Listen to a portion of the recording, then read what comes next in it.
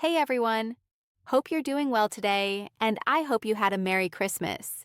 As we move through the holiday season and head into a brand new year, we finally have clearer direction on what's really happening with your money, your retirement, and the major Social Security changes President Donald Trump has set in motion.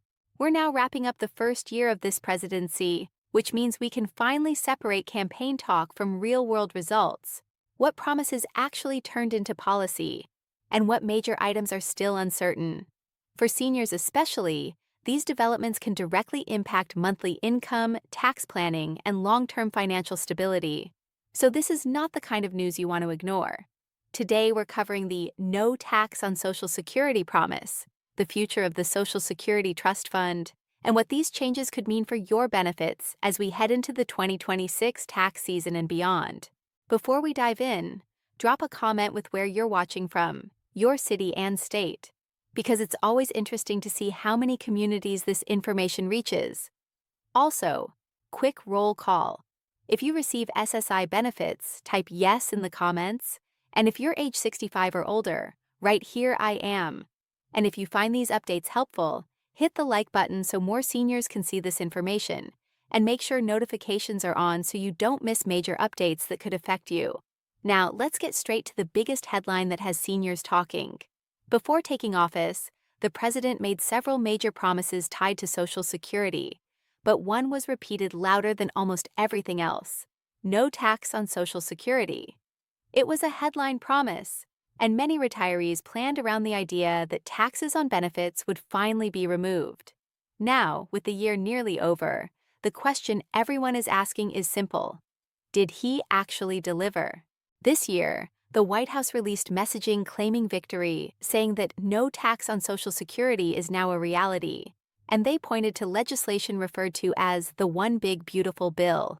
According to claims tied to the Council of Economic Advisors, the administration says about 88% of seniors will pay zero federal tax on their Social Security benefits starting with the 2026 tax season. That sounds huge, and for many households it will feel huge. But the details matter, so let's break down how this works so there's no confusion. Did they eliminate the tax entirely? No. The original rules that determine when Social Security benefits can be taxed are still in place. What changed is that seniors now have a larger deduction that shields more income from federal taxation. Under the new law, Americans age 65 and older receive an extra deduction added on top of the standard deduction they already get. Single filers receive an additional $6,000, and married couples filing jointly receive an additional $12,000. Because this deduction stacks with the standard deduction, a much larger portion of income becomes protected, and for millions of seniors, that's enough to completely erase the federal tax they would have otherwise owed on their Social Security benefits.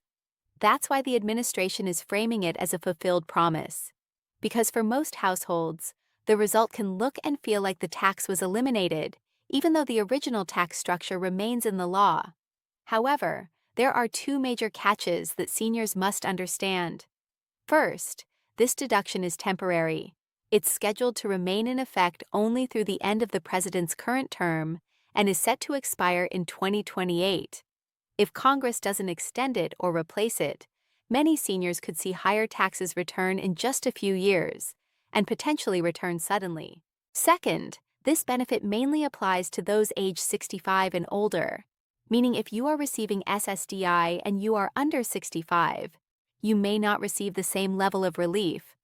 On top of that, the income thresholds used to tax benefits were not raised, and they are not adjusted for inflation, which is one reason the administration's estimate still leaves a group out. Roughly 12% of beneficiaries, often higher income earners or people with additional income, will still owe some federal taxes on their benefits.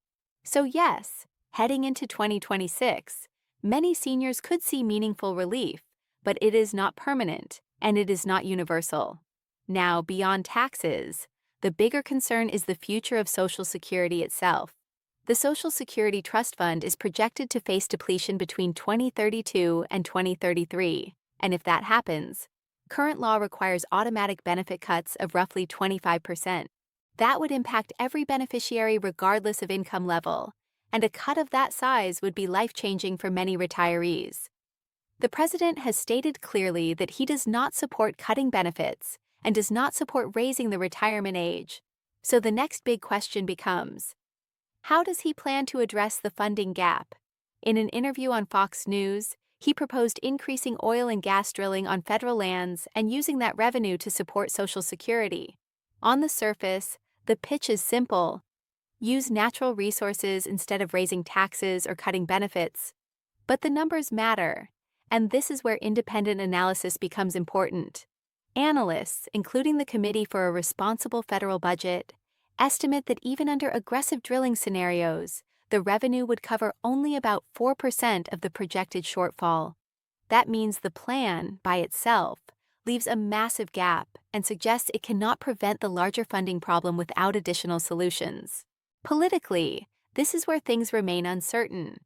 Democrats generally favor lifting the payroll tax cap on high earners, while Republicans oppose tax increases, and the administration is presenting the tax issue as handled through the temporary deduction, making a major new tax bill in 2026 less likely.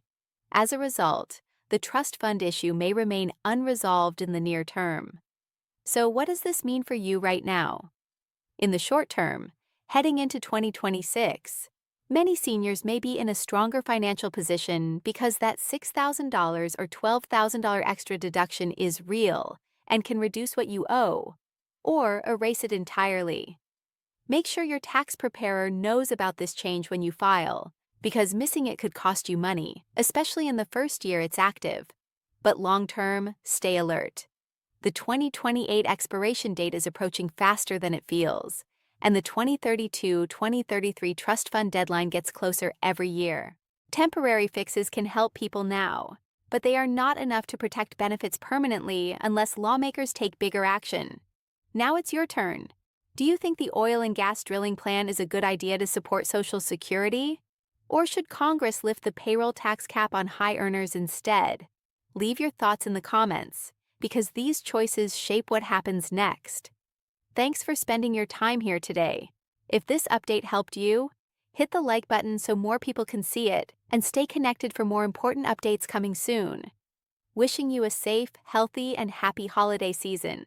And I'll be back with more news as soon as new information drops.